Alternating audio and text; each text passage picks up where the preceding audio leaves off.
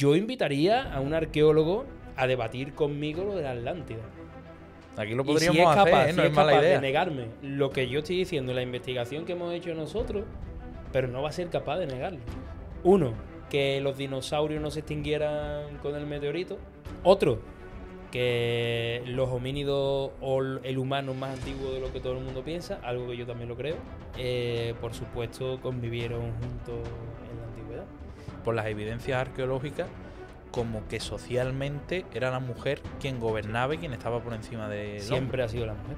Subvención, es que yo soy en contra totalmente de subvenciones, esas cosas, para algo que nosotros hacemos, porque cada vez que hay una subvención siempre vas a estar sujeto a algo que quieran los políticos, tío.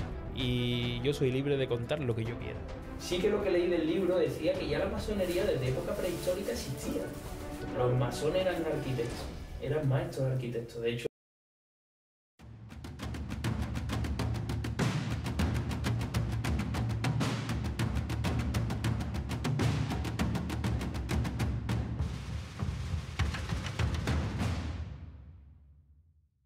Bueno, pues estamos aquí otra semanita más en Desgranando y ya te lo he comentado fuera de cámara, pero me hacía mucha ilusión que vinieras y aunque ya te lo haya agradecido fuera de cámara, agradecerte también que vengas, la verdad.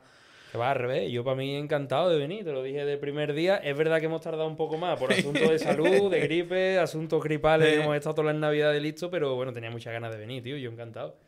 Muchísimas gracias. Él es Jesús Camacho. Y bueno, por poner un poquito en situación, que me gusta antes poner en situación sobre quién eres y eso, ¿de dónde vienes? ¿Qué es a lo que te dedicas?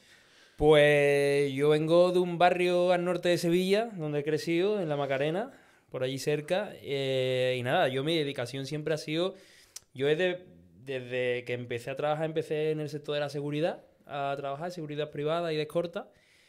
Y después me vino, pues por casualidades de la vida, cosas que no te esperas, obviamente, me vino esa faceta de... Primero de aprender un poco en el gremio de cámara, de fotografía. Y bueno, después poco a poco fui entrando en los medios de comunicación, fui trabajando gracias a José Manuel García Bautista, a mi amigo y compañero. Me fue metiendo un poco en la radio, a hablar de temas de misterio y demás. Y bueno, poquito a poco... ¿Pero porque tú eras como un Sí, era como experti del tema comunicador, o que como te gustaba? un colaborador de él, de programas de misterio que él tiene y demás. Y es cierto que después, poco a poco, me fue gustando un poquito más. Hice un impasse, me saqué el título de piloto privado, de piloto comercial también. Y no he llegado a ejercer nunca de piloto, porque en ese momento en el que yo termino el curso sí que me sale trabajo, pero me tira más el audiovisual y me quedo bueno, que en aquel momento era un proyecto que yo creo que ni existía, pero en el que ya empezábamos a ponerle ganas, a grabar a nuestra forma, a ir un poco a lo loco, como yo digo, pero bueno, íbamos haciendo algunas cositas, a equivocarnos mucho desde el principio, obviamente, si no, hoy no seríamos quienes somos. Y bueno, hasta el día de hoy, que a día de hoy me dedico a la producción. Soy productor en Vibes Film International, que es la productora de Cristina en este caso. Y bueno, pues muy contento. He aprendido el mercado internacional y ahora actualmente, antes se dedicaba a otra persona a vender todo lo que hacíamos de documentales y actualmente estoy yo De jefe de venta haciendo la también, labor ¿no? de distribución internacional. Qué bueno. Yo es que te descubro, como te he comentado, por el podcast de WordCast, donde habla sobre el tema de la Atlántida y de vuestro documental, que me parece, el podcast me parece que es una pasada, porque es que son como pruebas súper... Ellos que son muy tangibles. Es que... Son pruebas tangibles. Yo, fíjate que yo siempre he pensado que la Atlántida se encontraba como todo el mundo. Ha pensado en Cádiz, yo me imaginaba una ciudad debajo del agua sumergida. Y oye, que a lo mejor en Cádiz hay ciudades debajo del agua Sí. sumergidas, ¿eh? Y formaron parte de esa Atlántida, por supuesto. Pero es cierto que gracias a Michael Martínez también, que lo tuvimos con nosotros trabajando todo ese tiempo, yo creo que es el documental que más ha durado en producción, que son casi 5 años. Y estuvimos aprendiendo mucho de arqueología porque nosotros al principio obviamente no veníamos de ese campo. Claro, venir Entonces, del mundo del misterio, ¿no? claro, Por así decirlo, ¿no? sí es verdad que siempre hemos sido personas que no nos hemos conformado con lo que nos han querido vender Más curiosos, ¿no? normalmente. Exactamente. Siempre hemos ido un paso más allá, hemos estado investigando mucho. Y si nos dicen A, pues nosotros siempre hemos dicho, bueno, el A hay que cuestionarlo, vamos a ver si existe algo más que el A, ¿no? Y bueno, pues por ahí empezamos a investigar Atlantis. Realmente empezamos gracias a Michael, que es el que nos llevó un proyecto que él nos dijo que tenía ubicadas donde se encontraban las columnas de Hércules o las estelas de Melkar. Y a través de esa investigación de todos esos tochos que tenía Michael, que era una pasada. Porque ¿cuánto tiempo llevaba él con esto? Él llevaba más de 30 años investigando la Atlántida y él nos cuenta un poco la investigación que él hace entre Coria del Río, Dos Hermanas y Sevilla. Y bueno, a partir de ahí fuimos nosotros aportando también granito de arena en investigación. Pues como te digo, al final a nosotros nos chocó mucho que nos dijera la Atlántida de Sevilla. Y dijimos, ¿Sevilla? ¿Pero cómo? Yo creo que no claro, hay nadie a quien tú se lo digas sin contexto y no le choque. Es que, claro, es normal. Era algo obvio. Y claro, cuando nosotros empezamos a investigar lo que Michael nos había dado en un tocho de folio, que eran más de 1000 páginas, era una pasada, pues claro, fue todo cobrando sentido. Hasta el punto en el que fuimos metiéndonos. Y claro, Michael dice que es la ciudad de Sevilla. Nosotros sí es verdad que, por ejemplo, en el documental no lo barajamos más a Valencina de la Concepción. Ahora te contaré más porque por pruebas arqueológicas, básicamente, ¿no? Y bueno, sí es cierto que, claro, lo que todo el mundo decía que era un mito, pues cuando uno se mete a estudiar todos esos descubrimientos arqueológicos que han ido surgiendo en los últimos años, pues nos damos cuenta que el mito casi está más cerca de ser real que mito. ¿Qué mito? ¿No? Es súper interesante, la verdad. Yo es que me impactó mucho el tema por eso. Y además, siendo de aquí de la zona y como lo cuenta, así que yo, si te parece, nos podemos adentrar. Nos adentramos donde quieras, vamos para adentro. Aquí empezáis entonces a investigar, que fue...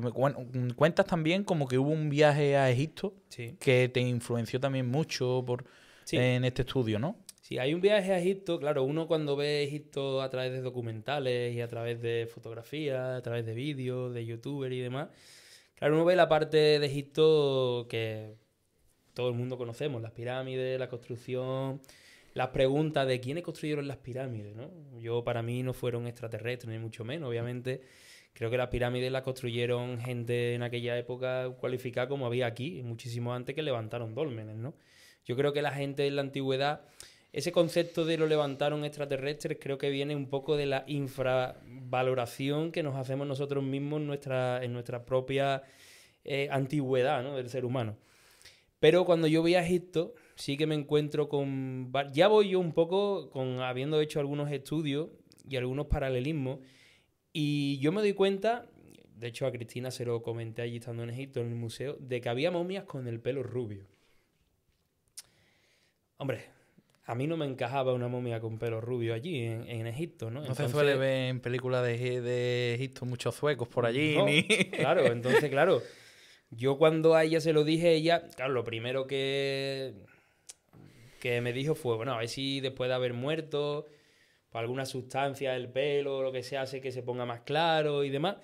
Y no, la verdad es que cuando empezamos a estudiar esa momia nos dimos cuenta de que el ADN era caucásico europeo, además que tenía trazas de ADN europeas y que había habido un contacto europeo. Entonces, yo empiezo ahí a darme cuenta de que lo que nos han contado los egiptólogos tipo, voy a decir su nombre, porque tampoco, Zahi Hawass y demás, en parte lleva razón, es un hombre que lleva mucho tiempo trabajando en el campo de la arqueología y ha trabajado mucho por Egipto, pero hay un porcentaje, quizás de menor grado, pero un porcentaje de mucho marketing en Egipto, lógicamente. Claro.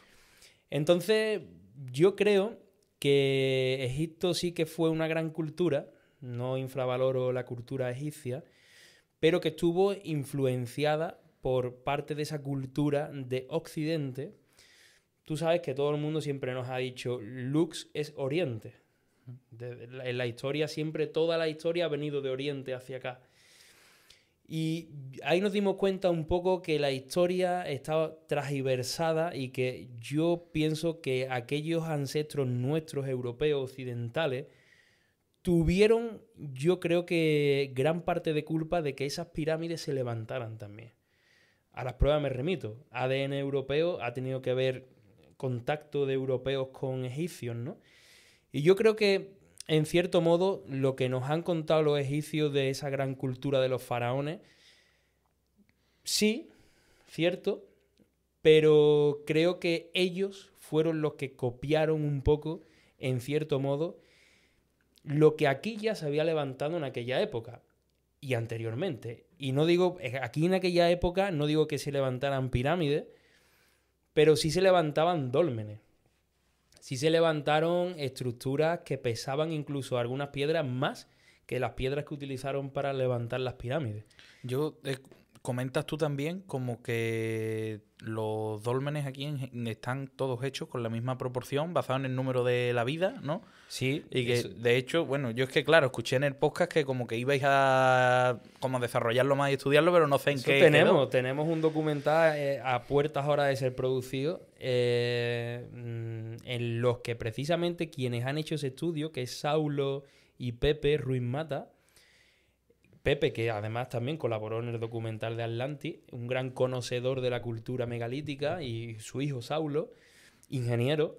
De hecho, bueno, yo no sé si has visto un fragmento que hay por internet de un tráiler que tenemos hecho, pero él mide, estamos en un dolmen, en el dolmen de Villamartín, en el dolmen de Alberite, y sale midiendo unas proporciones en el dolmen.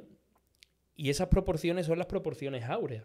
Quiero decir que el dolmen de Alberite, que es el dolmen más antiguo del mundo, posiblemente, había un tío hace 7.000, 8.000 años que ya conocía la proporción áurea y que levantó ese dolmen respecto a esa proporción.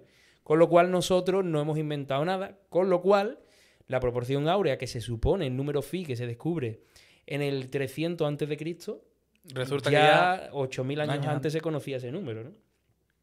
Yo creo también que, en plan, creo que te he escuchado también decir como que hay ese cierto miedo a reescribir la historia o que no se abren también a ello, pero yo supongo que entra también el ego de los historiadores, ¿no? Sí, claro. Porque tú a lo mejor que eres un tío con otro pensamiento, a lo mejor más crítico lo que sea, pues si tú mañana te das cuenta que lo que has hecho por no es, pues sacarás otro documental diciendo cómo realmente crees que son tus hallazgos, pero a lo mejor llevarte 30 años investigando y encontrar algo que no, pues a lo mismo sale más rentable camuflar que hay una momia rubia, ¿no? Está claro que el ego de los investigadores forma una parte fundamental en toda esta ecuación.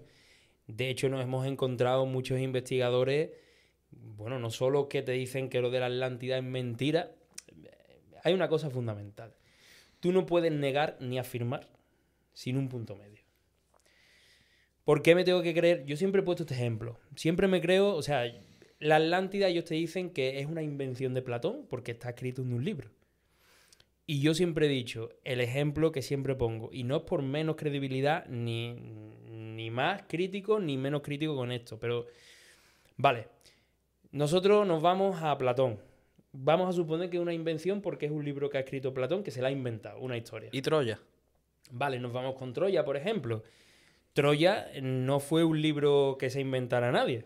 Troya se sabe que Schliemann iba en busca de Troya, todo el mundo le decía que estaba loco, que era también una invención y sin embargo era una realidad. Entonces, claro, parece ser que siempre tropezamos con la misma piedra una y otra vez. Y eso es muy común en el ser humano. Yo no digo que la Atlántida existiera. De hecho, siempre que me han preguntado, ¿la Atlántida existió? No. Es que la Atlántida nunca existió. Es que eso es un nombre que se inventa Platón. Ahora bien, ¿en qué se basa Platón para escribir lo de la Atlántida? ¿Se basa en una realidad? A las pruebas me remito. Hay una realidad, en muchos lugares hay una realidad muy parecida. Pero en Valencinas de la Concepción de momento está la excepción porque hasta hoy es el único yacimiento y más grande del mundo de época prehistórica. Nadie puede negar eso. Eso es una realidad. Y que está construido de la misma manera en la que Platón lo describe. Y que hay uros y toros como Platón describe. Y que se destruyó por un terremoto y una inundación tal y como Platón describe. Eso no lo puede negar nadie. Entonces, eso de decir es mentira, aun teniéndolo delante, yo veo que obviamente es un interés. Claro. Hay intereses ocultos, por así Exacto, decirlo. Exacto. Tú comentas también como que parte de esta confusión o de este problema por localizar la Atlántida era por no ubicar bien las columnas de Hércules. Sí. Porque se coge el mapa actual, pero no se tiene en cuenta de cómo era el mapa en la época a la que Platón se refiere.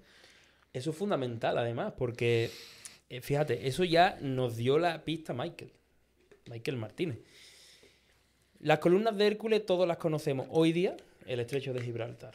Hasta ahí estamos todos de acuerdo. Pero claro, cuando uno se pone a mirar la historia y esos escritos antiguos que han escrito filósofos y escritores de la literatura clásica, como por ejemplo en este caso Rufo Festo Avieno, que fue en el que yo me fijé realmente, uno se da cuenta de una cosa. Rufo Festo Avieno pone las columnas de Hércules en Cádiz, cuando está describiendo.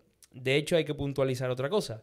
No es Rufo Festo Avieno el que describe las columnas de Hércules. Él escribe un relato, o reescribe un relato de un navegante marsellés, pues prácticamente casi 800 o 900 años antes de Rufo Festo Avieno, o casi 1000 años antes.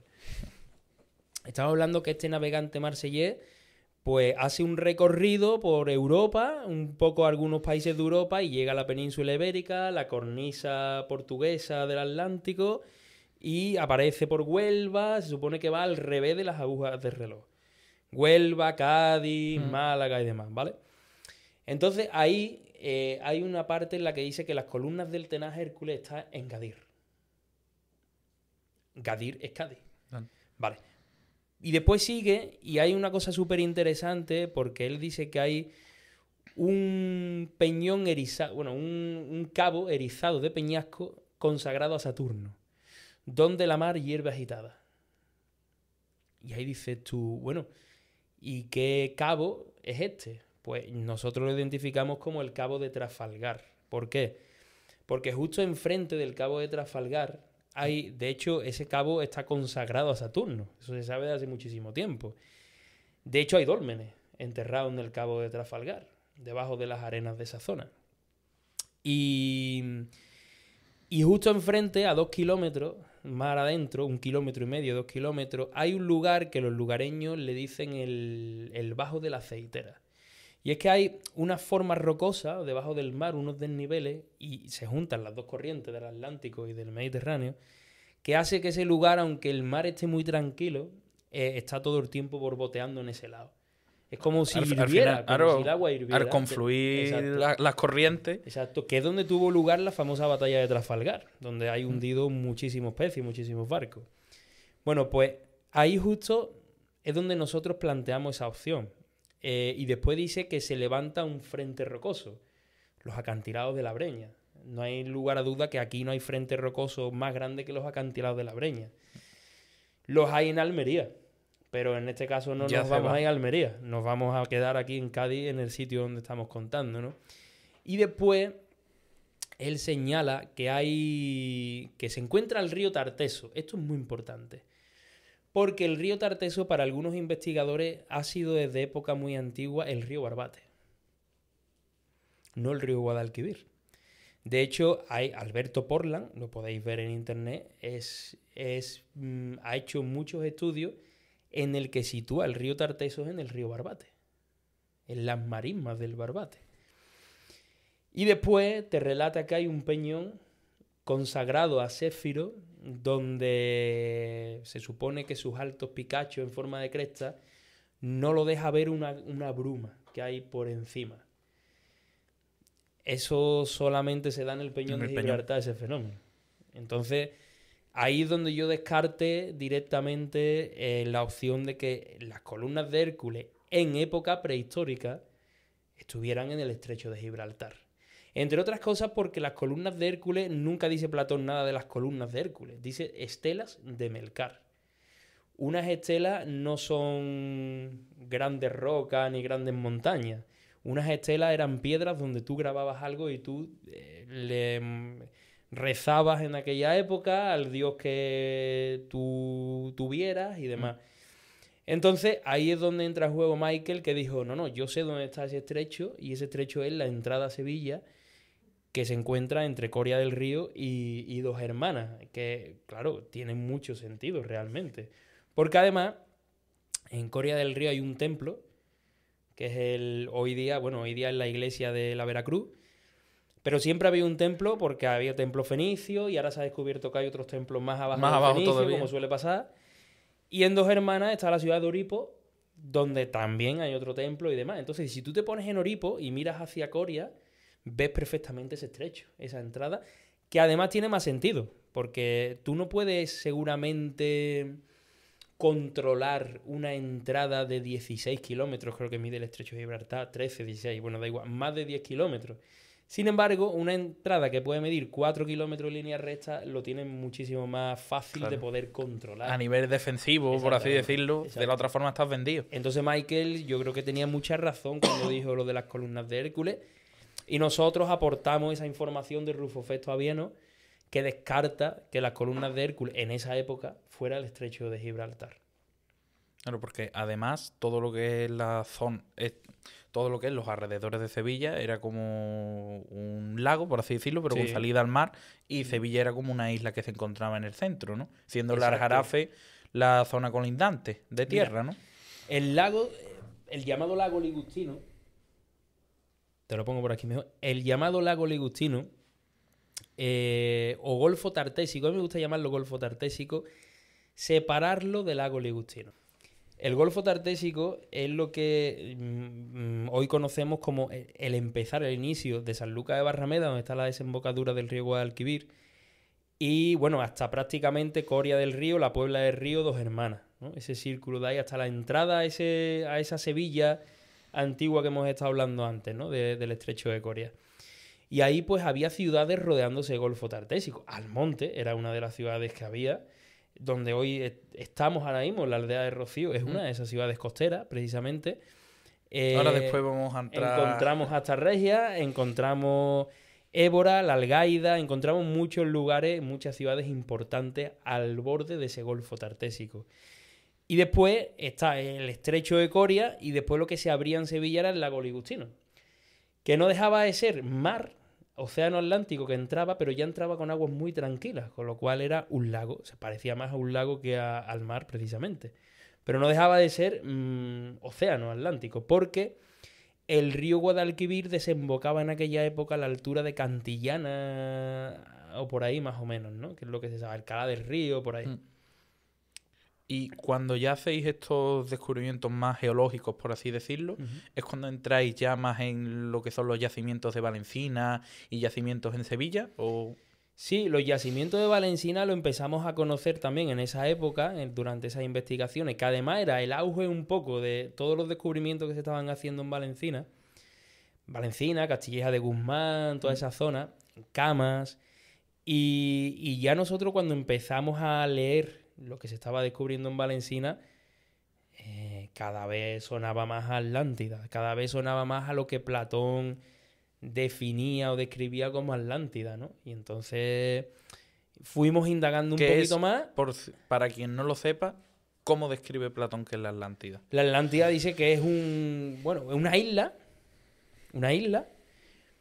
que está construida con círculos concéntricos y donde en el centro de esa isla, de esos círculos concéntricos, hay un templo dedicado, bueno, al dios de la Atlántida en aquel momento. Y describe muchas cosas más. Describe la forma de la ciudad, que había un anillo de tierra y uno de agua. Describe que era el toro, digamos, el animal sagrado y demás del sitio. Describe muchas cosas. Y precisamente yo creo que no Valencina es una isla, pero sí el Aljarafe. Creo que el Aljarafe sí fue una isla en esa época. Sí, ¿no? Creo que estaba rodeado de agua, porque además tenemos el río Guadalquivir por un lado hoy día y tenemos el río Guadiamar por el otro lado, que desemboca precisamente, viene a desembocar aquí. Claro, yo me imaginaba que el Aljarafe era uno de esos círculos concéntricos. No, el Aljarafe era la isla a la que Platón se refirió, y esa ciudad estaba arriba, en el Aljarafe, en la zona más alta. Tiene sentido, porque al final todos lo describen como una zona montañosa, elevada y demás, y toda esa zona era una zona muy elevada realmente, que se vería incluso en aquella época más elevada que en esta, porque hoy día tenemos Sevilla, que está mucho más arriba, pero si nosotros tenemos, Claro. para llegar a un poquito al nivel de la prehistoria en Sevilla, tenemos que excavar 20, 25, 30 metros. Son metros, ¿eh? Exactamente, entonces verían todavía mucho más elevada Más esa elevado. zona. Te iba a decir, con el tema, por ejemplo, del toro, Ujú. comentabas como es que allí se han encontrado, Platón como que narra sacrificios, bandejas, donde sacrificaban a toros y se ponían su cabeza, y eso se ha encontrado en Valencina. Platón decía que los reyes de la Atlántida se reunían cada cierto número de años y que ellos ataban un toro a una columna, le cortaban el cuello al toro y se bebían su sangre en una copa de oro. Eso es lo que dice Platón. Claro, allí se han encontrado en Valencina a toros con cabezas cortadas puestas en bandeja a modo ritual. Dicho por los arqueólogos, no dicho por mí. Claro. Nosotros hemos visto algunos de esas cabezas cortadas cuando lo estaban descubriendo.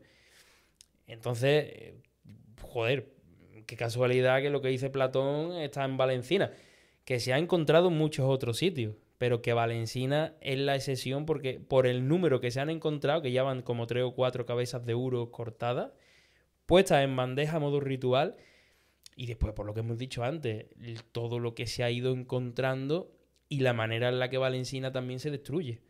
Que eso hace relativamente poco que se sabe, pero es muy parecido a lo que Platón cuenta. Porque, ¿cómo es? Platón dice, todo el mundo dice un tsunami, vale. Yo tengo que decir aquí que aquí la gente que dice un tsunami está equivocada porque Platón nunca dice tsunami. Platón dice que hay temblores de tierra, primero, y que después hay una inundación de agua. Todo el mundo dice inundación de agua, tsunami. Sí, tsunami hubo, pero arriba no llegó el tsunami. ¿Qué pasa? Que debajo del Aljarafe hay agua subterránea. Entonces, si hay un tsunami, entra agua, ese agua subterránea, el nivel del acuífero sube. Y se han encontrado caracoles en Valencina de la Concesión puestos a ras de una excavación, todos en línea, y eso significa que hay agua que ha subido y que esos caracoles se han quedado Flotando, por así flotando decirlo. y después cuando han bajado se ha quedado ahí en el barro. Entonces, Valencina tiene destrucción por, se supone, evento de gran potencia, que es un terremoto, y después tiene destrucción por agua. Hay muchas Y se abandona. Y se abandona. Se abandona. Se tiene... De hecho, Juan Antonio Morales, que es el presidente de la Sociedad Geológica Española y da clase en la Universidad de Huelva, él dice que sobre el 2500 a.C. hay un tsunami, el más grande que ha habido. Y en ese tiempo, cuando hay el tsunami, Valencina se abandona. ¿Y cómo son cuál es la, no sé decir, la evidencia arqueológica de que se La abandona? tsunamita te deja conchas de mar, igual que estaban los caracoles, Mm. pues te dejan conchas de mar en una línea. Y eso es una evidencia de un tsunami. Y en Valencina están caracoles que comemos, de haberlos tirado, y están todos a ras en el mismo perfil, con lo cual hay una subida de agua ahí en ese sitio. Coincide tiempo, coincide que hay agua y coincide que hay terremoto porque en Valencina se han descubierto puentes destruidos a consecuencia de un terremoto. De un terremoto. Comentabas también como que esto de que cada X años los reyes de la Atlántida se reunían, también como que había peregrinaciones a la Atlántida, Sí. donde venía gente de todo el mundo. De hecho, se ha descubierto en Valencina de la Concesión esos caracoles que yo te cuento. Los arqueólogos dicen A que modo es de camino, ¿no? También. que cada cierto X... Los arqueólogos no te sabrían decir el número de años, pero ellos dicen que a Valencina de la Concepción iba todo el mundo en peregrinación, como una especie de romería antigua, Como aquí en el Rocío. época prehistórica, exactamente, pues iba todo el mundo allí. Y por eso están los caracoles allí, porque eran lo que comían y, claro, lo echaban a modo basura. Claro, si tú lo dejas ahí echado y si sube el agua, da igual. Los caracoles se van a quedar todos a ras en una línea de perfil. Hasta eso coincide. Y los arqueólogos no se dan cuenta de lo que dicen. Muchas veces nosotros nos explicaban cosas Que a ustedes, con lo que teníais y a lo nos mejor sonaba investigado, todo lo que nos estaban contando. Y nosotros nos callamos diciendo, no vamos a decir nada de la Atlántida porque nos van a tomar por locos. Pero es que están contando lo mismo que cuenta Platón. y se encuentra incluso Valencina marfil de... Se encuentra marfil de elefante asiático, indio y africano. Que la peregrinación venía de... O por lo menos el comercio, ¿no? La evidencia de ese comercio. La evidencia del comercio, que a mí me llegaron a decir que los barcos no existían en aquella época. ¿Y tú cómo llevas allí desde la India o desde África, cómo llevas tú allí andando? No puede ser, tú tienes que cruzar. ¿Y cuál era la explicación? El recuerdo que te decían a eso que... Sí, no, la explicación era que los barcos no existían. Y yo le dije a esa persona, le dije, pero bueno, entonces, vamos a ver, ¿cómo puede ser que haya de la India aquí gente que haya venido con marfil? No, eso andando. Pues andando, ¿cuánto tiempo tardan? Somos tontos. Claro, te estás tomando a la gente. Es que es muy grave que una persona que lleva tantos años dedicándose a la arqueología y que sea el director de un museo, de un pueblo, en este caso el de Valencina, es muy grave que tú digas eso. Y siendo la persona que es que está grave en ese foco para cuando la gente viene, eres quien informa realmente de eso, ¿no? Estás infravalorando tu cultura, tío. Eso serían incapaces de hacerlo en cualquier otro país. Vete a Egipto a ver qué pasa. En Egipto eran capaces de decir, sí, navegábamos y con barcos enormes. Mientras más grande, mejor. Sin embargo, aquí parece que no existía nada. Entonces, eso es el coraje que a mí me daba. Y que además a mí, yo estaba perdiendo tiempo allí para que ese hombre me explicara las cosas como son. Y yo me sentí totalmente ridiculizado. Porque yo ya sabía lo que estábamos buscando. Y tú no me puedes engañar de esa manera, ni me puedes meter una zancadilla así. Claro. ¿Sabes? A mí me pareció una falta de respeto totalmente. Vamos, lo diré ahora, hoy, mañana y lo seguiré diciendo las veces que hiciera falta. Yo es que no soy ni arqueólogo ni historiador, pero tampoco hay que Yo ser tampoco Colombo, lo soy, ¿no? pero ya es algo... Joder, voy yo a modo productor a preguntarte cosas para estar informado y no cometer errores a la hora de producir, y tú me intentas hacer una zancadilla para que yo caiga en el error, ¿sabes? Me parece una falta de respeto y de ser un completo inepto totalmente. Cosa que yo no soy, obviamente, y corté ahí la reunión y fuera. Me fui, me sentí totalmente... ninguneado, sí. Totalmente. Sí. O sea, me pareció una falta de respeto total. Y a partir de ahí, nosotros sabemos que en Valencina ha dado... Bueno, en Valencina no es que haya dado coraje lo que hemos hecho. A la gente de a pie, no. La gente de a pie está con nosotros. A los que le han dado coraje de lo que hemos hecho ha sido a esa persona y a otro tanto seguramente de políticos que haya. Algo que yo no entro, a mí me da exactamente igual la política en este caso, pero bueno. Cuando debería de ser al revés, ¿no? Que venía tu pueblo a poner su nombre históricamente... Da igual que sea la Atlántida o no, pero vamos a traer personas que vengan a ver esto, claro. ¿sabes? Es que debería de ser al revés. Deberías decir, tenemos que mentir, mentimos, como tú dices, como en Egipto, y ya está. Pero es que... ponerte no le veo el sentido. Fuera parte de a lo mejor el ego. Que le es lo salió que la jugada mal, incluso digo públicamente, lo he dicho otras veces también, que a nosotros nos amenazaron. Cierto sector, yo no voy a entrar quién fue ni nada, yo sé quién fue. Pero nos llegaron a amenazar. Qué fuerte. A lo mejor hubiera valido si es otra persona. A mí las amenazas, obviamente, no... ya te digo. Visto y comprobado, ¿no? Me da exactamente igual. Y si tengo que volver a repetir el documental y decir que está allí la Atlántida, lo volvería a hacer otra vez, obviamente. Está clarísimo. Ningún político, sea de un lado, de otro, ni y mucho menos ningún arqueólogo, vamos, me va a decir a mí lo que yo tengo que decir en un documental o de lo que yo tengo que hacer un documental, que también faltaría más. Faltaría más. ¿Sabes? Y eso fue lo que pasó. La gente encantada, de Valencina. Nosotros encantados con la gente de Valencina, que nos ha tratado estupendamente. A mí me parece un pueblo chapó. Todo el mundo, Se paraba todo el mundo a preguntarnos, a tal, en los bares en los que íbamos. La gente en Valencina se ha portado con nosotros muy bien. Y sin embargo, los que mejor hubieran dado la cara fueron los que se desviaron un poco de... Bueno, ellos han perdido estar en la foto, por así decirlo. Da igual. Por eso no quiero política ni nada de eso, porque al final... A mí muchas veces me pueden preguntar... subvención... Es que yo soy en contra totalmente de subvenciones, esas cosas, para algo que nosotros hacemos. Porque cada vez que hay una subvención siempre vas a estar sujeto a algo que quieran los políticos, tío. Y yo soy libre de contar lo que yo quiera. A mí ningún político de ningún lado, repito, me va a decir lo que yo tengo que contar en un documental. Qué bueno. A mí me pasa un poco como a ti saliendo de este tema. Yo hay cosas que no, incluso aunque sean mi beneficio, en plan, por ponerte un ejemplo. Perder. Sí, claro, tema de a lo mejor no, va a salir una paga para alquiler, para jóvenes. No, de verdad, no, yo creo que con mi trabajo me puedo valer. Yo creo que esa no es la solución al problema. No quiero ser partícipe de eso. Y creo que va también la línea de lo que tú dices. Y es importante también, creo, mantenerte ahí porque te da mucha veracidad y mucha libertad también. Mira, en expresarte. Yo te voy a poner un ejemplo, sin dar nombre. Nosotros íbamos a hacer un documental sobre Cristóbal Colón.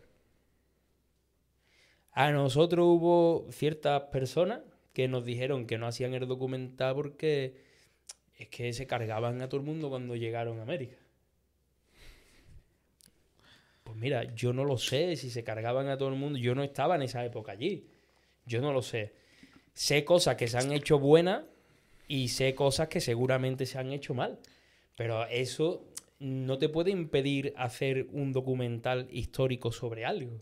Pasó y ya está, tú no lo puedes cambiar. Yo no puedo cambiar eso. Hombre, obviamente, uno no quiere violencia en nada, uno no quiere nada, pero forma parte de la cultura. Yo además he escuchado, y yo además, a diferencia que tú, que eres una máquina con nombres, datos, fechas y lugares, yo para eso soy malísimo, pero sí es verdad que viendo podcast del tema y escuchando, sí tengo entendido que como es la historia de lo que es el descubrimiento de América, y lo mismo yo por ser español también estoy posicionado, pero como que realmente está como si el que la hubiera escrito para quedar mejor es la parte inglesa. Lo mejor de todo es que América no la descubrió Colón.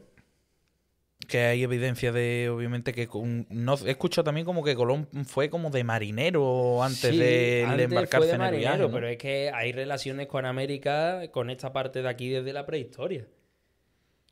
Yo he escuchado también como que desde de primera hora la misma Isabel la Católica firma como que no se estuviera como promoviendo que la mezcla de culturas, que los colonos se casaran con los, no sé si con los pueblos nativos de allí, y en cambio de la parte inglesa de la conquista de América, todo lo contrario. Hasta recientemente, por así decirlo, hasta ya mucho más avanzada la historia, creo que estaba hasta prohibido. Es que todo el mundo se ha querido etiquetar y poner la medalla en esa época del descubrimiento de América. Claro, para Isabel la Católica, el descubrimiento de América lo he financiado yo. No. Claro.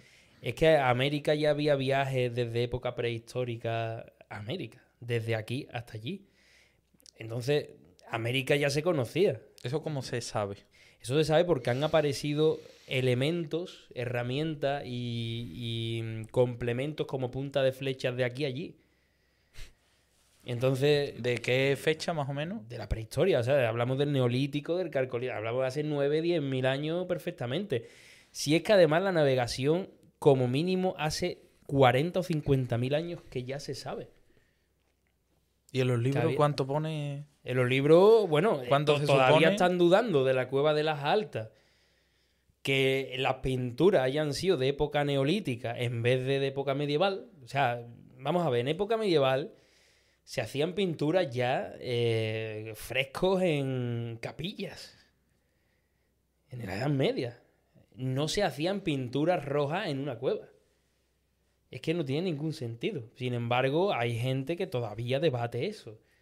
Cuando se han hecho pruebas a esas pinturas de barcos que son únicas en Europa, y las tenemos aquí, en Jimena de la Frontera, en Cádiz, y están datadas con carbono 14. Incluso escritura aquí en Huelva antes que la mesopotámica. Aquí, antes de la escritura en Mesopotamia. Pero claro, es mejor agredir a la persona que encuentra esas tablillas y que las estudia aquí en Huelva. La agredieron para que no se saliera. Y es que aquí hay una mafia tremenda, ¿eh? O sea, mira, yo entiendo que tú puedas debatir, si sí o si no, pero que tú llegues a agredir a una persona para que cambie un poco el chi y que diga que esos símbolos que han aparecido en esa piedra no es escritura, a mí me parece ya un poquito de que se te vaya a la cabeza, ¿eh? Hombre. Totalmente, o sea, que sea o no sea, no lo sabemos, pero están ahí. Y no se soluciona con eso, porque es lo que tú dices, que es una evidencia. Es que tú agredas a una persona no quita la pintura. Pues esta persona, precisamente Ana María Vázquez, en todas sus conferencias. Nosotros estuvimos en una conferencia de ella y lo relataba llorando. Una mujer mayor ya. ¿Qué necesidad tienes de pegarle a una persona, de agredirla, tío? Es que no lo entiendo, ¿sabes? Qué fuerte. Y repito, puedes debatir, puedes estar de acuerdo, pues sí o no, pero a tanto como llega a una agresión. Cuando Son tú unos llegas a una límites. agresión es porque tú tienes miedo que salga una verdad, ¿eh? Y porque no tienes cómo defenderla. Exactamente. Entonces, pues eso es lo que tenemos aquí. Y ya te digo que al final a la persona que le moleste este tipo de cosas, pues es lo que hay. O sea, yo siempre lo he dicho. Tú eres arqueólogo, que supuestamente tienes una mente súper científica, que no te puede salir los pies. Pues si te molesta lo que se dice, lo que diga yo, lo que diga cualquier otro como nosotros, que tenemos opiniones propias y que podemos investigar lo que queramos y que podemos pensar lo que queramos, pues si te molesta, mala suerte. Yo invitaría a un arqueólogo a debatir conmigo lo de la Atlántida. Si nos da la primicia, A mí me da igual, yo me siento con cualquier científico. aquí lo Y podríamos si es capaz, hacer, ¿eh? No si es es mala capaz de idea. negarme lo que yo estoy diciendo, la investigación que hemos hecho nosotros, pero no va a ser capaz de negarlo.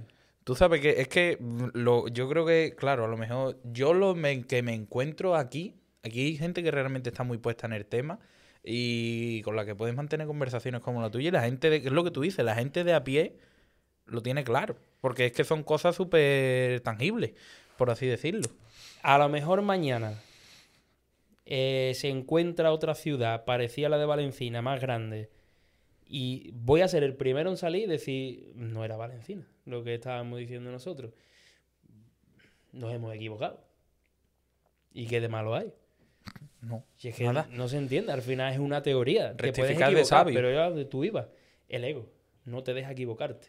Entonces, así nos va en la historia. Que parece ser que Tarteso está en Extremadura cuando la raíz de Tarteso es Huelva. Comentabas también que en Valencina por las evidencias arqueológicas, como que socialmente era la mujer quien gobernaba y quien estaba por encima del Siempre hombre. ha sido la mujer. Siempre. Hasta Pero- la aparición de la religión, por Claro, así decirlo. lo vemos en culturas súper antiguas. Mesopotamia, lo vemos Ishtar, por ejemplo, la primera ¿Qué es diosa Ishtar? que se conoce. Ishtar es la primera diosa que se conoce. Ishtar es una mujer. Lo vemos en Isis, en Egipto. Lo vemos en todas las culturas, la Virgen con el niño en brazos. Lo vemos en nuestra cultura y lo hemos visto en culturas anteriores. Por eso siempre he dicho yo cuando me han preguntado la Virgen, yo creo que la figura de la Virgen viene de una figura muy antigua. Ese culto a la madre, a la mujer y a la madre con el niño. Y eso viene de época hace 8.000, 9.000, 10.000 más años. Aquí precisamente, lo mismo, estando donde estamos y donde prácticamente me hace para escuchar En esto, el Rocío. efectivamente, en el Casi nada. Rocío, casi nada.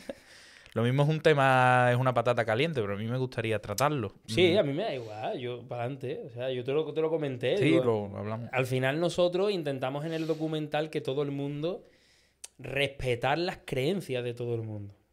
Siempre partiendo de una raíz religiosa que ya nuestros antepasados tenían. O sea, nuestros antepasados le rendían culto a la mujer. Y para nosotros esa mujer es pues, la consecución de lo que tenemos en esa mujer es la Virgen María, a la cual se le rinde culto igualmente a día de hoy. Y claro, yo dije, la Virgen del Rocío es Astarte. Efectivamente. Claro. Bueno, se entiende, pon en situación, si te parece, para quien no sepa qué es Astarte. Astarte es la diosa de los navegantes fenicios. Una mujer con un niño en brazos también, que es la consecución de la religión que tenían nuestros antepasados antes de la aparición de la religión que conocemos ahora, ¿no? Aquí. Entonces, yo creo que la figura de la Virgen del Rocío simbólicamente es la figura de Astarte. Aunque esté representando a la Virgen María, simbólicamente es la figura de Astarte. Además está en las marismas. Además Astarte se la representaba como una paloma blanca y la Virgen de Rocío se la conoce como la Blanca Paloma. Y además, arriba de la ermita de la Virgen de Rocío hay una concha de mar que está representando que este lugar es muy importante en el mar. Culto al mar. Y precisamente la aldea del Rocío era un lugar súper importante y al monte. Un lugar súper importante en la prehistoria. donde se le rendía culto a la mujer.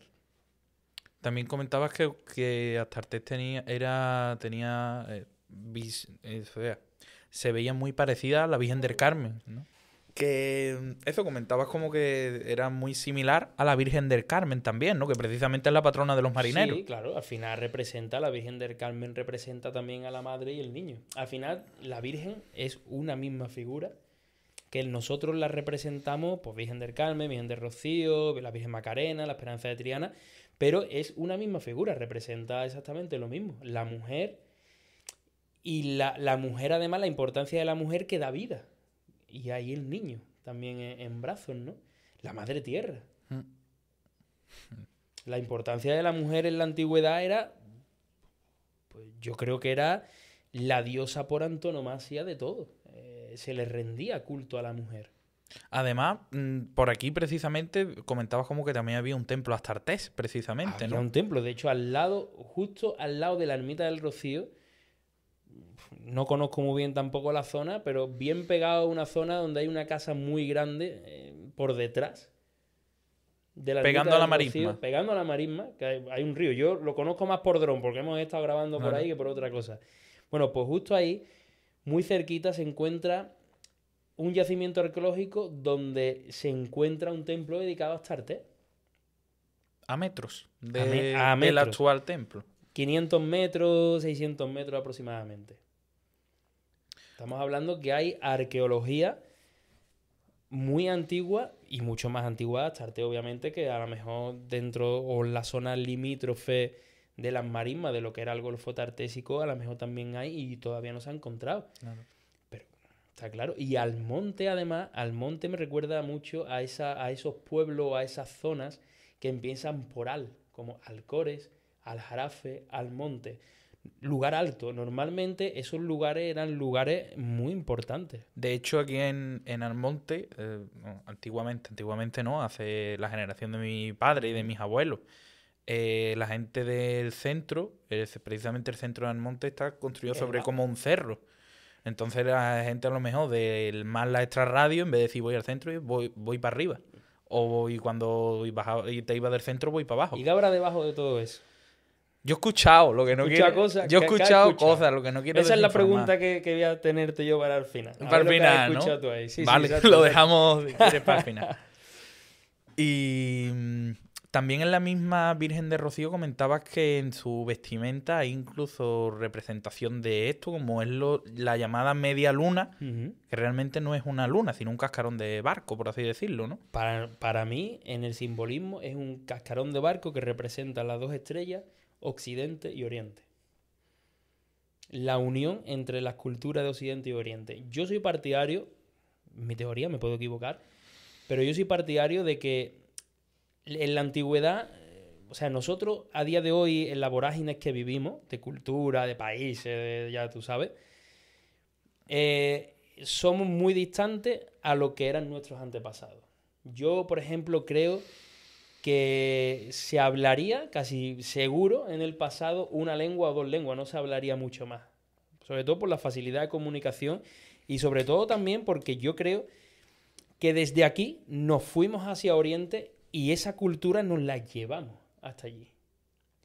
Que aquí haya, por ejemplo, un abecedario, un simbolismo, unos símbolos de Sí. escritura, no vamos a llamarlo abecedario porque, bueno, unos símbolos de escritura más antiguos que los de allí, y después cuando tú los comparas son muy parecidos, es porque desde aquí no lo llevamos allí.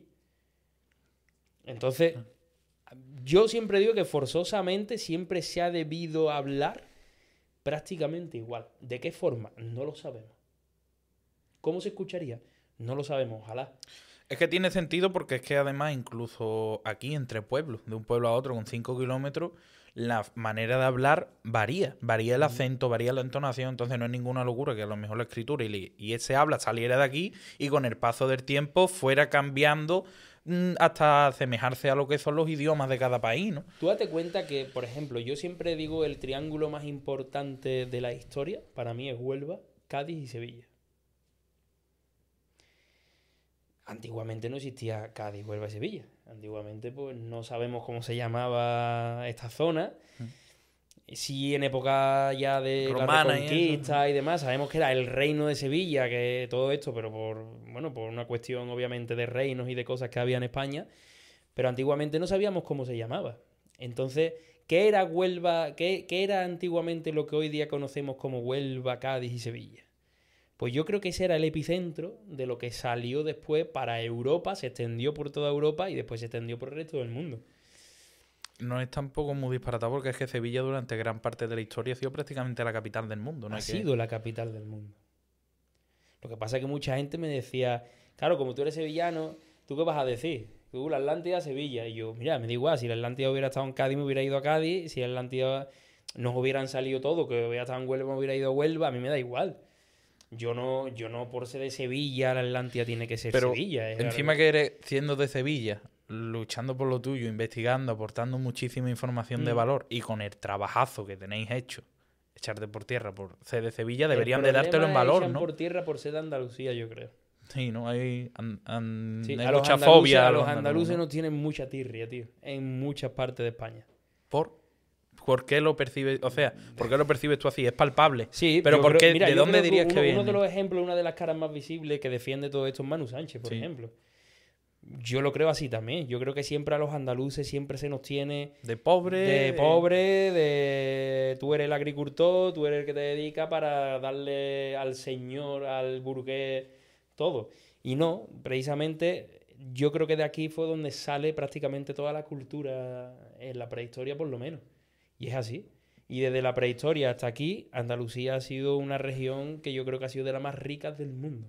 No hay que irse a la prehistoria. Tú, cuando No, sale no. un vídeo del gobierno promocionando el turismo en España, yo muchas veces me paro a pensar, digo, si no hubiera referencia a nada andaluz, ¿en qué quedaba el vídeo?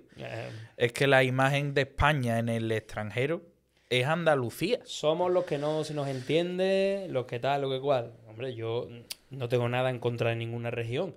Pero es lo que dice Manu Sánchez muchas veces, ¿no? La B de burgués no es más a la Z de aquí. Yo creo que nos entendemos todos cuando hablamos y no hay ningún problema.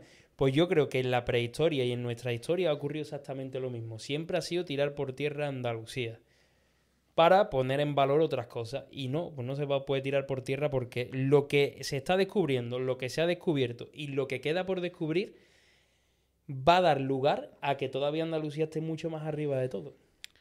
Aquí vino una psicóloga en el tercer podcast o así que comentaba que cuando se daba el bullying realmente era porque ese niño era diferente en cosas que los demás nunca podrían llegar a hacer como él. Y entonces como destaca Claro. es cuando iban a darle. Y creo que aquí Pasa lo mismo. es Pasa el lo mismo mismo. caso. A ti no te va a atacar nadie si no se sienten amenazados. Tú no atacarías a nadie si no te sientes amenazado. Y en este caso hay mucha envidia. Aquí hay mucha envidia. Este es el país de los envidiosos, tío. Eso es así. O sea, yo he perdido muchos amigos por el camino por culpa de esto. Qué fuerte. Afortunadamente. Bueno, claro. Pero qué fuerte que se dé esa situación. Para ti es un regalo, pero... Sí, bueno, para mí es un regalo porque, claro, yo lo veo así de esa forma al final.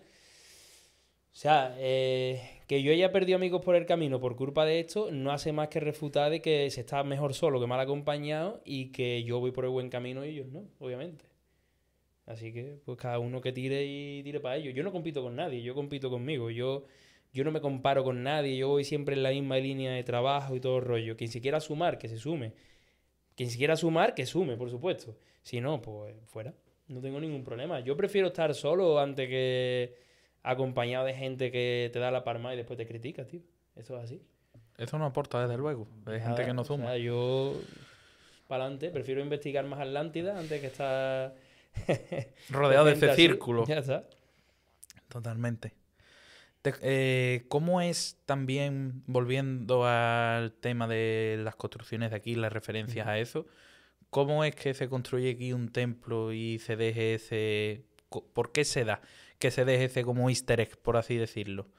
Porque yo supongo, eso comentabas que también parte de eso, como la masonería tenía ahí... Hola, buenas, soy Alejandro y disculpadnos, pero estamos cambiando el equipo, intentando mejorar y hemos tenido un problema con el audio. Se nos ha ido durante 2 minutos para que lo sepáis si notáis una peor calidad. Pero bueno, que pasa pronto.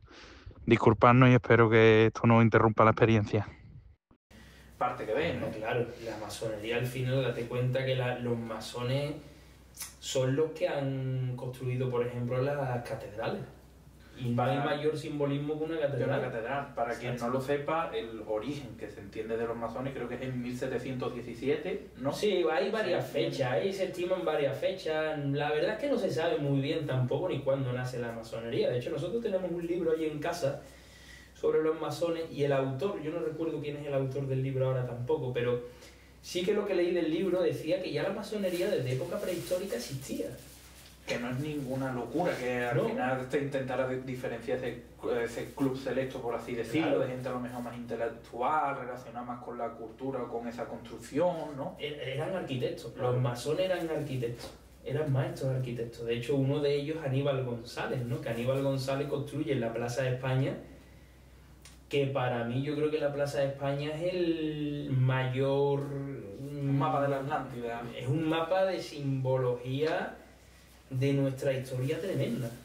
Y sin embargo la construye un reconocido masón, que es Aníbal González. O sea, que él se reunía con la alta sociedad de aquella época, y entre las altas sociedades de aquella época, claro, un arquitecto ya formaba parte de esa burguesía también de la alta sociedad. Entonces él se reunía con masones. La catedral de Sevilla es un simbolismo a Hércules tremendo, por ejemplo. ¿A Hércules? A Hércules. O sea, Sevilla es la ciudad de Hércules. Y no lo sabe nadie. Ahí yo no lo sé. Está Hércules. De hecho, Hércules está hasta en el ayuntamiento de Sevilla tallado. Claro. ¿Y eso cómo es? Es como, o sea, como que tú decís, bueno, en el ayuntamiento de Sevilla vamos a poner una estatua de Hércules. Se pone y ya está, y resulta que quien es estatua de Hércules. Claro, se talló en aquel momento que se construyó el ayuntamiento. Se talló una estatua de Hércules porque Sevilla era la ciudad de Hércules. Entonces tenía que estar Hércules representado. Y en la catedral hay gárgolas que representan a Hércules. ¿Por qué representan a Hércules? Hay estudios, de hecho nosotros entrevistamos a la persona precisamente, que no recuerdo, ¿cómo se llamaba? De hecho, lo que te comentaba, que Sevilla era la ciudad de Hércules, hay un profesor, un catedrático de Bellas Artes, que es José Luis González Munuera, que participó en el documental de la Atlántida también, que quien refiere en su libro, en uno de los libros que tiene, que hay gárgolas que representan a Hércules en la Catedral de Sevilla, que hay las numerosas representaciones del número 7, que es el número sagrado en la Catedral de Sevilla. Es decir, que Hércules está muy vinculado a Sevilla. De hecho, como hemos dicho antes, que Sevilla fuera la capital del mundo yo creo que durante una gran extensión de años y de tiempo, no era casualidad tampoco. O sea, Sevilla está perfectamente perfilada por geografía y por cómo antes también era toda la orografía que tenía a su alrededor, para ser una de las ciudades más importantes e incluso estratégicamente más seguras para guardar el oro, la Torre del Oro, en la época de Cristóbal Colón y demás. Entonces, es verdad que siempre se ha vinculado a Hércules con Cádiz, pero es que Hércules también se vincula con Sevilla. Con Sevilla.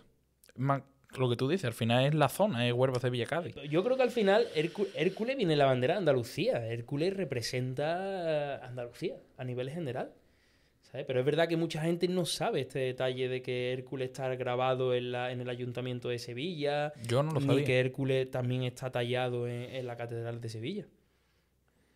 Qué bueno. Fuera parte de proyectos como los de la Atlántida, ¿en qué otros más proyectos has estado inmerso y estás inmerso? Estamos inmersos en 3. ¿Nada más? Nada más y nada menos en 3. O sea, no eran poco uno ni dos, que pum, elegimos 3. Mira, uno de ellos es de Bonsor, Bonsor fue el padre de la arqueología española. George Edward Bonsor, un francés nacido en Lille, que bueno, viajó por Europa en diferentes colegios, liceos y demás en su formación de pintor. Y gracias a su padre, que vivía en Sevilla, en Carmona precisamente, pues Bonsor, el padre, le recomienda, por su faceta pintoresca y demás, le recomienda que venga aquí para pintar sus cuadros, para coger inspiración y demás. Y bueno, pues Bonsor termina viviendo en Carmona y después termina viviendo en Mairena del Alcor, en el castillo de Mairena del Alcor, ¿no? Es un gran desconocido, porque además es el que descubre la necrópolis de Carmona. Fue, aparte de pintor, que es una faceta, digamos, que es la de él, la que, pues como arqueólogo, descubre la necrópolis de Carmona, está en Baelo Claudia haciendo también labores de excavación, la Itálica, o sea, descubre muchísimas cosas, ¿no? Y era un gran desconocido y la verdad que Bonsor, National Geographic, de hecho, en uno de sus artículos lo compara con Howard Carter, ¿no? O sea, debido a la importancia de muchos descubrimientos que Bonsor llevó a cabo en Andalucía sobre todo, pero bueno, también en España y en otros puntos de Gran Bretaña y demás. De hecho, hay una gran curiosidad que no todo el mundo sabe, y es que gran parte de lo que Bonsor descubre aquí, en Andalucía, está hoy día en el Museo de Nueva York. O sea, que tú vas a Nueva York y te encuentras toda la arqueología del Museo de Nueva York, no es de allí, es de aquí. Pasa como en el Museo Británico, ¿no? Claro, obvio, o sea, en aquella época estaba permitido. Obviamente hay que saber que en aquella época, cuando había otras leyes y demás, la manera que tenía una persona de pagarle a sus trabajadores que ayudaban a excavar era vendiendo. Si sacaban 10 objetos, pues 5 los vendo, hago fondo para yo pagarle también a los trabajadores que tengo, ¿no? Claro, Entonces, es muy fácil criticarlo desde las leyes y la moral de ahora sin Claro. entender el No, concepto de aquel claro, momento. hoy día hubiera sido impensable hacerlo, pero en aquella época la legislación no te lo prohibía. Entonces, pues él hacía ese tipo de cosas para financiarse sus campañas, obviamente, también. Ahí, por ejemplo, hay un templo egipcio, que además por lo visto es súper importante, ¿no? Que está llevado pieza por pieza. El templo de Demor, en Madrid.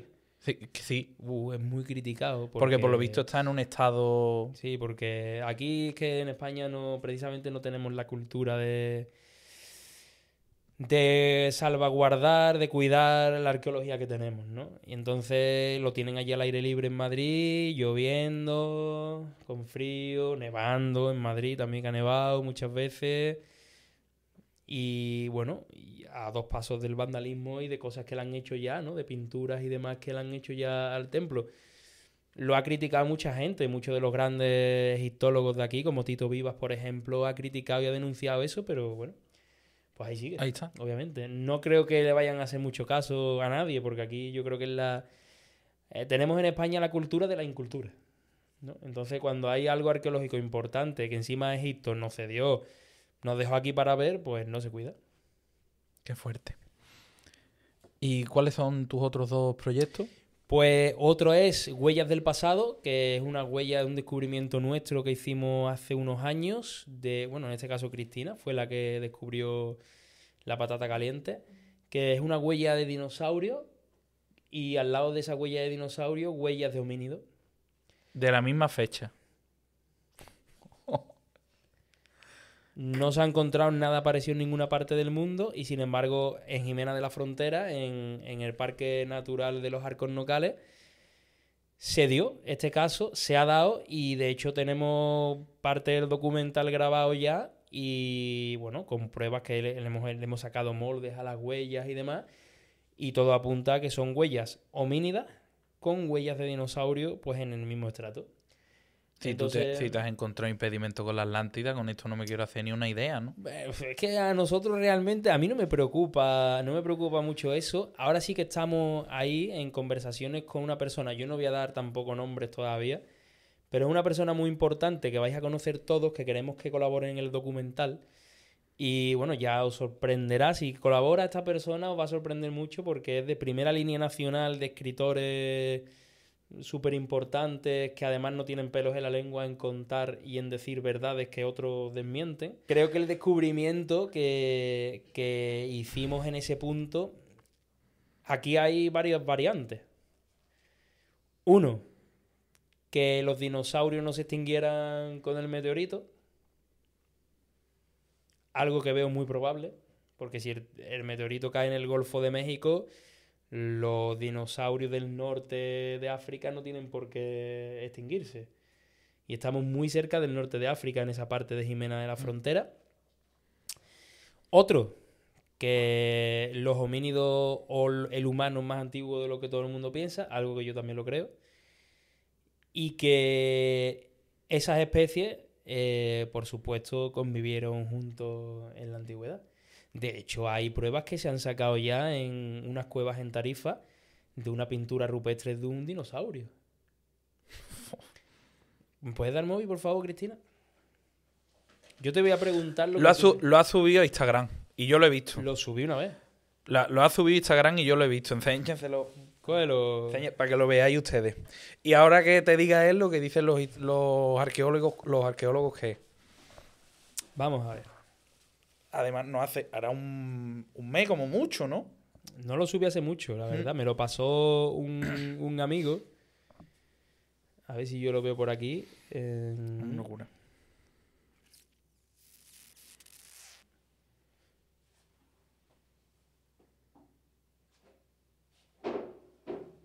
¿Lo ves? ¿Y qué te dicen? A ver, déjame. ¿A ti qué os recuerda a ustedes este animal de aquí? Ya no te voy a decir ni el de arriba. ¿Este animal a qué os recuerda? O es una jirafa o estilo un... Dinosaurio herbívoro, ¿no? De estos Sí, que tenían el esto cuello largo, ¿no? un diplodocus. Yo creo que es una jirafa o un dinosaurio. Pero ¿sabes por qué creo que es un dinosaurio? Porque se le ve como tres patas. No. Porque son tan torpes muchas veces, cuando quieren desmentir algo que lo tienen delante, que dicen que es un ave. Hubiera sido más sencillo decir que es un mamífero de cuatro patas, que es una jirafa y ya está, ¿no? Es más fácil decir que es un caballo. ¿No es más que fácil? hacer- sí. Pues dice que es un ave, que posiblemente sea un ave. Y yo digo, ¿un ave? ¿Dónde están las alas? ¿Un ave de cuatro patas? ¿Dónde hay un ave de cuatro patas? Que venga aquí alguien, o un arqueólogo que venga aquí y me lo diga. Entonces, eso está en el estudio publicado. Yo cuando lo leí me explotó la cabeza porque digo, mira, esto, dime que es un perro. Claro. Con el cuello largo y todavía digo, venga, vale. No te creo, pero me lo creo.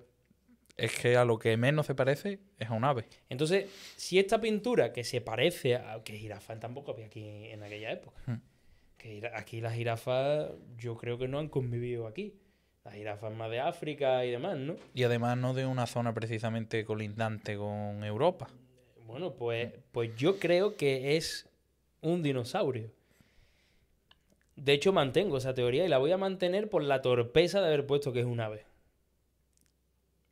Tenemos huellas no solamente del dinosaurio, supuestamente que es un dinosaurio carnívoro, el de la huella famosa que está con las otras. Si es que también tenemos huellas de un dinosaurio que se parece ser herbívoro también. Entonces, ojo, porque yo creo que el descubrimiento que se hace puede dar un giro a la historia importante, ¿eh? Hombre. ¿Tú no has visto Sí. la huella de dinosaurio? Yo no, la huella no la he visto. ¿Tú nos pasas después las fotos para ponerla, para que la Sí, pueda ver la sí. gente en el vídeo?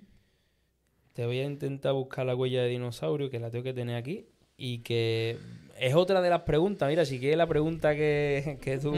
Yo te pregunto y tú me dices, a ver qué tú- te resulta la huella. Mira, esta es una de ellas. Claro, es como de un... Sí, al final si es de un animal tiene que ser herbívoro, estilo un elefante o algo, no tiene garras, no tiene un uniforme, por así Exacto. decirlo, ¿no? Esta es una, Vamos, yo tampoco soy biólogo, pero... ¿vale? Esto es una huella de un pie. Joder.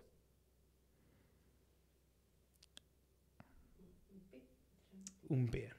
Y otro que hay al lado también. Y ahora te voy a enseñar la huella. Dos pies y no será... Y uno es el derecho y otro es el izquierdo Sí, encima. sí, mira. De hecho, te lo enseño porque no es la única que hay, pero si te fijas, hay dos pies. Uno, esto está, te os pongo en contexto, está como hacia abajo. O sea, es una especie de... Barranco, por así No, decirlo. no un barranco, pero tiene un desnivel hacia abajo, ¿vale? Hasta ras de suelo. Hay un pie izquierdo aquí y aquí hay un pie derecho que se ha resbalado. Joder. Abajo está el pie derecho que como si se hubiera desplazado hacia abajo. Y se ha Joder. quedado ahí. Y después viene la huella más potente, que es la de las tres garras, que yo le digo.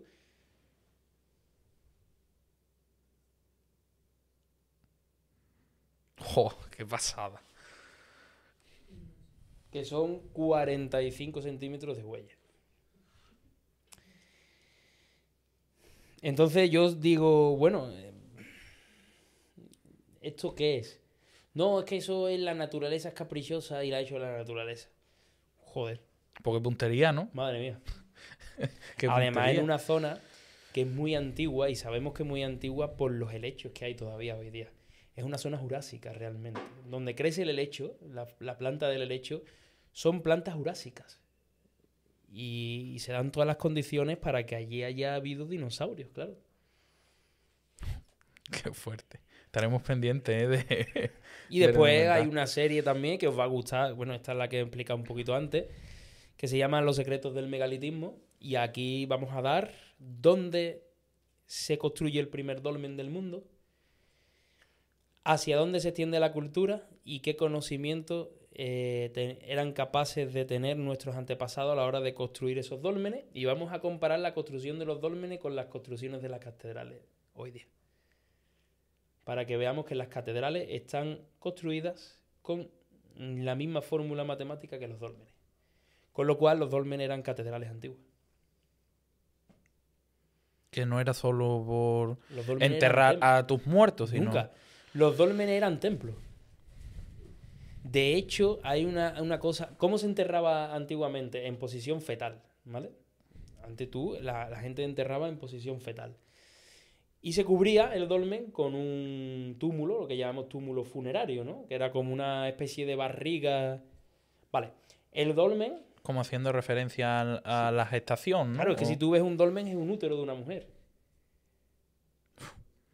Y en el centro está el muerto en posición fetal, como un niño que va a volver a nacer. Y la barriga es el túmulo funerario con la que la cubrían, de una embarazada. Qué Y el locura. sol en el solsticio entra y es como si estuviera germinando, porque entra así a la cámara funeraria. No todo pasa por casualidad. Hombre, esas son muchas casualidades. Son muchas juntas. Demasiadas Para casualidades. que vea cómo la inteligencia que tenían nuestros antepasados, que yo siempre lo digo, tratamos muchas veces o hemos tratado a nuestros antepasados como si fueran ahí, como un mono ahí en mitad de un río pegándole a dos piedras así, pintando en cuevas rupestres un dibujo de un ciervo. Es que nuestros antepasados en la prehistoria eran mucho más que todo eso. Yo es algo que siempre me he cuestionado y que no lo veo lógico. Porque es que, visto y comprobado, que el ser humano, en cuantito tiene el más mínimo resquicio para avanzar, como que avanza. Y además da pasos, no ahora que tema ahí, avances tecnológicos. No, es que revolución industrial, en la misma edad media culturalmente. Y hay como épocas de la historia. No, aquí no pasa nada. No, ¿cómo no va a pasar nada? Es que va en contra de la naturaleza misma Totalmente. del humano. Es que es imposible que no pase nada. Por lo menos en un grupo selecto que haya esa serie de avances, pero ¿cómo va a ser que haya cientos de años en los que no pasa nada? Es que es ilógico, ¿no? Pues fíjate, descubriremos en esta serie hasta secretos en Stonehenge. Stonehenge, ¿no? Secretos que no se habían desvelado hasta ahora y que lo vamos a lanzar en la serie también. La bueno. serie no solamente va de España, hay zonas concretas de España, Francia, Portugal, Irlanda e Inglaterra. Y ahí vamos a hacer ese gran secreto, vamos a contar ese gran secreto de dónde nace realmente el megalitismo. Pues estaremos muy pendientes y aparte cada vez que quieras venir a presentar cualquier cosa, hablar sobre que Encantado. aquí partes podemos hacer las que quieras. Es un Pues tema yo- súper interesante que a nosotros nos interesa y creo que es muy importante dar voz a este tipo de relatos también. Es importante por lo menos que la historia se vaya descubriendo ya en otro sentido, ¿no? De la palabra descubrir, porque yo no sé si tú tienes a lo mejor esa sensación también, que nos hemos quedado como que la historia cuando yo iba, por ejemplo, al colegio, es exactamente la misma a la de hoy. Sí. Y no ha avanzado nada, no se ha descubierto nada. Lo no cual sabemos también es nada. ilógico. Y la de cuando yo iba al colegio seguramente sea la misma que cuando tú o mi padre. Sí, totalmente. Yo creo que no se ha avanzado nada en cuanto a eso. Cuando realmente sí que se ha avanzado. Pero no nos quieren contar muchas cosas ya de los avances que hay históricamente. Mira, yo te voy a poner un ejemplo. Hay una cueva, no recuerdo ahora el nombre, hay un documental en Netflix, lo podéis ver, donde se ha descubierto un homínido muerto en una cueva. El homínido data, se supone, que, si no recuerdo mal, era del 300.000 años. 300.000. 300.000 años. Bueno, el homínido fue enterrado con otros al lado, pero hay una particularidad. Que lo llevaron a enterrarlo allí y le pusieron flores como nosotros le ponemos hoy día a nuestros familiares o amigos que se hayan podido fallecer. Hace 300.000 años, si tú le preguntas a cualquier científico, ¿qué inteligencia puede tener un homínido para llevar flores y depositarlas en una tumba? Nula, y éramos pueblos nómadas y no había ese tipo de cultura. Pues ahí está. Pues hay un documental en Netflix que recomiendo a todo el mundo que lo vea. ¿Cómo se llama?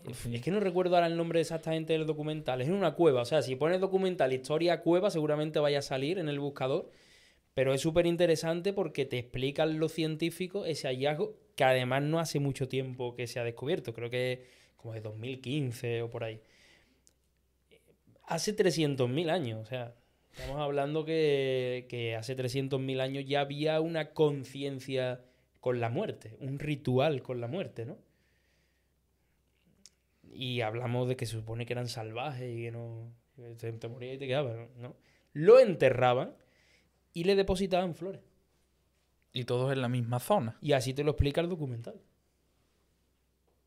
Y los arqueólogos, son arqueólogos los que están ahí. Claro, que es que ya no es solo inteligencia, sino es más allá de la inteligencia, porque Un al ritual. final, claro, es espiritualidad, porque inteligencia en un ser mínimamente evolucionado es para subsistir, pero eso ya va un paso más adelante. Y ahora voy yo más allá. Un ritual que para ese tipo de rituales tendrá que existir un conocimiento religioso de algún tipo, ¿no? Efectivamente. Hace 300.000 años, pues ahí está el documental, ahí están los descubrimientos y ahí están los propios arqueólogos que te cuentan, oye, que sí, que le llevaran flores y que lo transportaban al muerto hasta allí exactamente para enterrarlo. El muerto no es que se haya muerto en la cueva, es que se ha muerto fuera y lo han trasladado hasta la cueva. Increíble. Creo que se llama Lo Desconocido, la cueva de los huesos. Exactamente. Ah, yo lo he visto. La cueva de los huesos. O sea, no he visto el documental, o sea, lo he visto, creo que Pues, lo tengo añadido a mi lista lo para verlo. recomiendo, te lo recomiendo Dilo que lo tú, veáis porque dilo tú en el micro. el documental se titula Lo Desconocido, la cueva de los huesos. Y ahí en esa investigación es donde podéis ver y os podrá sorprender que hace 300.000 años aproximadamente hay un baremo, 150.000, 300.000 años aproximadamente entre esa fase, pero ya 150.000 años ya me parece también muchos años. Hombre, Que haya podido ocurrir eso. Entonces, bueno, pues no solamente está el concepto de llevarle flores, está el concepto ritual y está el concepto ceremonial, en este caso ritual, que tú tienes que tener un mínimo Una de conciencia una sobre conciencia espiritual religiosa para tú poder hacer eso. Ahí están nuestros antepasados. increíble. Pues yo, si te parece con esto, creo que podemos ir cerrando lo que es más la charla, por así decirlo. Me he quedado flipando, la verdad.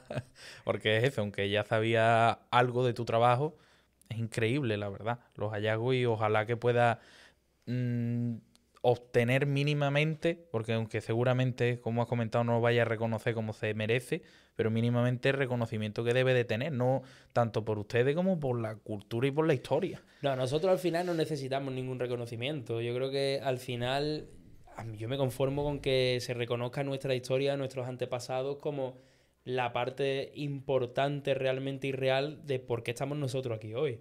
Nosotros no estamos aquí porque estemos aquí por arte de magia.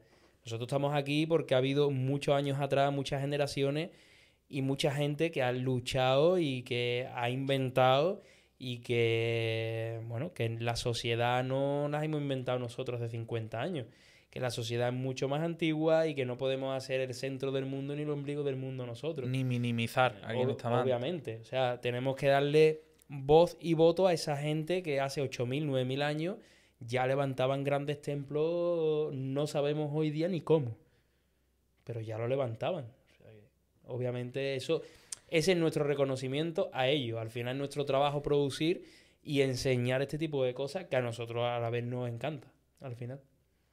Pues me alegro que sí sea y que nos hayáis dado la oportunidad de poder contarlo en este espacio. Como te comentaba, tenemos como 2 seccioncillas, por así decirlo, donde la primera es un cambio de silla, donde tú me preguntas a mí. Así que Ay, no me acuerdo ya la pregunta que te hice me ibas a antes. preguntar sobre lo de que hay debajo de la iglesia. Es verdad, es verdad. A ver, pues cuéntame, entonces. A ver, yo he escuchado, bueno, creo que eso sí es una evidencia. Yo es que esto es, obviamente, A ver, escuchas. Yo no Claro, soy ningún vamos a experto en poner el tema. en pretexto. Claro, y no quiero desinformar. Claro, No quiero al que nadie. monte, Claro. Al monte. Una opinión personal. No quiero que obviamente. nadie se crea nada de lo que yo diga. No. Es verdad que en todos los pueblos y ciudades hay leyendas que quién sabe si pueden ser parte real, parte no. Bueno, lo que sea, de las leyendas también vivimos. Quiero decir que las leyendas son buenas. ¿Qué se cuenta que hay debajo de una iglesia en Almonte? La iglesia que está más arriba. La iglesia principal, la iglesia de la Asunción, por así decirlo. Yo hasta donde tengo entendido, lo que es ahora el ayuntamiento, que se encuentra en la otra esquina de la plaza, era un monasterio. Era, bueno, de monjas, ¿no? Y como que tanto entre la iglesia y ese... ¿Es monasterio lo de no, lo de la... Es de Bueno, un monjes, ¿no? convento, Un ¿no? convento, Un claro. Pero no era, creo, era lo de enfrente, no el ayuntamiento. De enfrente del ayuntamiento, ¿no? La iglesia y justo enfrente, al final de la plaza, lo que ahora son bares, eso era el convento. Vale, pues no sé si... como que era la iglesia y después enfrente, por donde más o menos se sitúa el ayuntamiento, era como un convento. Y hasta donde yo tengo entendido, incluso se sabe que había pasadizos desde la iglesia a este convento. Y se escucha de que ahí hay hasta en esos pasadizos hay hasta niños muertos. Cadáveres Vaya, de niños. No me se sorprende, escucha. ¿eh? No sé por qué no me sorprende. No te Que sorprende. no decimos que esto sea verdad. Claro, o no es Ahí, verdad. pero que se ha Claro. dado en muchas partes de España. De España. Yo sé de constructores, en plan, de la actualidad. De construir por la Sí, zona que han del descubierto centro algo ahí.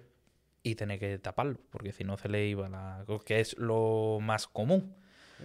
Es una leyenda, ¿no? Eso que se Sí, cuenta. se dejémoslo supone que se en una cuenta y ya leyenda. está. Y después he escuchado también como que, en plan, por lo visto, lo que es la torre de la iglesia Ujú, está un poco inclinada. ujú.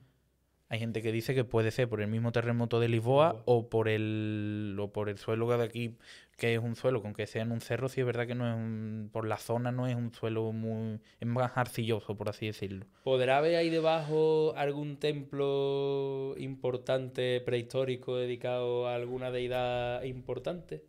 Siempre un templo se ha construido encima de otro templo, ¿no? Lugares sagrados.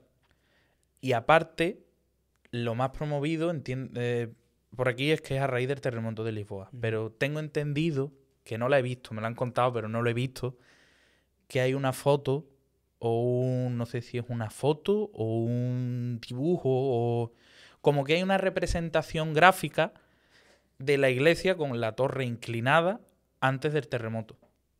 Pues puede ser que Por lo cual se desmonta esa teoría. hay algo. No todo tiene que ser terremoto. Claro, de no Lisboa, todo oye. es terremoto de Lisboa. Bueno, yo me doy por contestado. Sí, ¿no? Yo me doy por contestado. Pero vamos, que es lógico que a lo mejor que lo que tú dices, que haya otro templo anterior debajo, porque se sabe de que Almonte es una población Importante. muy anterior o incluso prehistórica, y al final eso, es que un templo siempre se ha construido sobre otro templo, son Eso- lugares sagrados y... Ha ocurrido siempre. O sea, que no es de extrañar que haya una iglesia donde hay una iglesia anteriormente ha habido algo romano y anteriormente ha habido algo de otra época, que es algo normal realmente.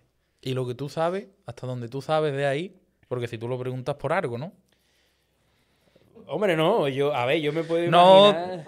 queremos desinformar. No, estos son opiniones personales. Yo no conozco el sitio exactamente, pero bueno, yo sé que coincide un poco con la manera constructiva de pueblos y de ciudades donde tienen algo importante debajo. Quiero decir que puede ser que haya algo importante. Que sabemos que Almonte ha sido importante históricamente, entonces es algo que puede ser. O sea, que no es algo de extrañar, que sí, que puede ser perfectamente. Pues ahí lo Así dejamos. que si sabe alguien algo, porque lo deje en comentarios y Claro, y ya, está, y ya veremos. Lo mismo podemos hacer otro documental Claro, también. hacemos un documental ahí. Claro, lo mismo se puede sacar algo de ahí. Bueno, pues esta sería una y la otra es una, por bajar un poco el tono de la conversación, tenemos como una preguntilla más, la pregunta desgranando, que es más sin sentido. Que es, en este caso, que ¿tú qué prefieres? Solo tienes dos alternativas en la vida, oye, mira, la productora va mal, tienes dos propuestas de documental y tienes que escoger una de las dos. Vale, Uno es sobre señales de tráfico, vale. solo sobre señales de tráfico, y el otro es convenciendo a la gente, tú sabiendo que no es verdad, de que los chinos fueron los que inventaron el kebab. Se me da bien convencer a la gente, tío. Sí, ¿no? Sí. Es que tiene más chicha, ¿no? Se me Lo de da- las se- señales se- de tráfico se es me da- muy... Se me da bien convencer a la gente y yo además creo que los chinos fueron los que inventaron el kebab, tío. Pero es verdad, no os lo creéis, no creáis lo que os cuentan por ahí. Pero es que es así. ¿Qué es lo que inventaron? Los turcos. Sí, bueno, no, esto habrá Pero que verlo, ¿no? Es que había relaciones en Asia ya en aquella época. Que, bueno, te digo que el kebab a lo mejor inventaron los chinos y se lo cogieron Los turcos. El rollito de primavera, escúchame. Claro, es que- El rollito de primavera, el que va, le falta la carne y poco más, ¿eh? Que no. Yo me quedo con la segunda. Hombre, es más Se me interesante, da ¿no? mejor De convencer a luego. la gente, sí, sí. A mí vale. me has convencido hoy, ¿eh? Claro, Desde ¿has visto? luego. Pues ya está. Yo venía con predisposición a que me convenciera, pero me has convencido, desde luego. Me alegro que os haya gustado, me alegro que te haya gustado y nada, ya te digo, al final nosotros vamos a seguir investigando historias, aunque hagamos documentales posiblemente en el futuro de otras cosas, pero la historia siempre está en el ADN de Vibes, así que la historia siempre va a estar presente. Si no por un lado por otro, siempre va a estar presente ahí con nosotros. Dejaremos también tus redes, bueno, vuestras redes de la productora también, para la descripción y también por nuestro perfil, por si alguien se quiere interesar algo más en vuestro trabajo. Perfecto, tío. Ahí tenéis desde luego campo para ver y para investigar. Pues nada, os dicho esto, finiquitamos. Muchísimas gracias. Gracias a vosotros, tío, gracias a ti y nada, yo para lo que queráis en el futuro, lo que sea, cualquier primicia que queráis de algo que vaya a salir, Todas. pum, ahí te la dejo. Podemos hacer una sección contigo también si tío. quieres. Eres de los invitados con los que se pueden hacer secciones incluso. Así que nada, encantado de haber estado con ustedes y, tío, de haber compartido este ratito hablando de historia y de los orígenes del kebab, tío. Que yo creo que es importante. Pues muchas gracias.